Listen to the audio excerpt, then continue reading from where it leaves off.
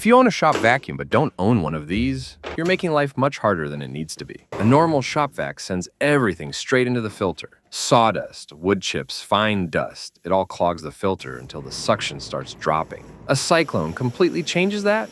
As the air enters, it creates a powerful spinning vortex. The heavy chips are thrown against the outer wall. Gravity drops them into the bucket below, and only the clean air continues into the vacuum. In a huge commercial workshop, that's useful. But in a tiny garage workshop like mine, it's an absolute game changer.